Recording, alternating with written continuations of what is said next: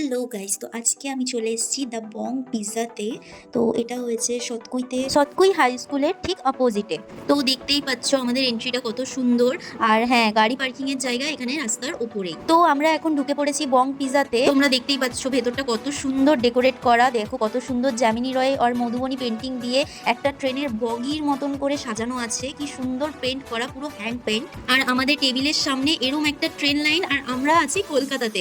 মানে হ্যাঁ, আমরা আছি কলকাতার যে স্টপেজটা ওইখানে। তো আমাদের বসার টেবিলের সামনেই এই রেল লাইনটা করা রয়েছে, কত সুন্দর। আর দেখো এই যে ট্রেনে করে কারো একজনের অর্ডার করা পিৎজা পৌঁছানোর জন্য যাচ্ছিল। এটা সত্যি একটা খুব ইউনিক রেস্টুরেন্ট করেছে খড়গপুরে। তো এখানে মাস্ট তোমরা যেও সবাই। এখানে শুধুমাত্র এই ডেকোরেশনের জন্য নয়, এখানের খাওয়া দাওয়াও ভীষণ সুন্দর। আর এই দেখতে পাচ্ছ রেল লাইনটা ঠিক হারমোনিয়ামের মতন দেখতে লাগছে, এত সুন্দর কিউট একটা রেল লাইন।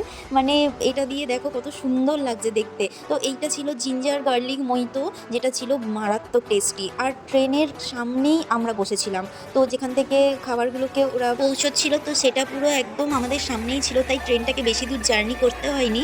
তো আমরা পুরোটা রেকর্ড করতে পেরেছি যে কিভাবে এটা করছিল। এটা ম্যানুয়াল ছিল, কারণ ওরা ওখান থেকে দেখে আমাদের স্টপেজেই ট্রেনটাকে দাঁড় করানোর জন্য বাটনটাকে অফ করে দিয়েছে। আবার ট্রেনটাকে এটা ডিশটা নামানো হয়ে যাওয়ার পর ট্রেনটাকে ওরা আবার ব্যাকে নিয়ে গেল। এখানে শুধুমাত্র যে ট্রেন বা খাবারের জন্য আসবে সেটা নয়, এখানে সুন্দর ফটোশুটেরও প্লেস আছে। এই চিকেন ফ্রাইডটা ছিল খুবই টেস্টি, আর মোহিতোটা ছিল অসাধারণ। আমার লাইফের খাওয়া সেরা মোহিতো, এতটা বলতে পারি। তোমরা অবশ্যই একবার হলেও ভিজিট করো বং পিৎজা। ওকে, বাই বাই, দেখা হবে পরের ভিডিওতে।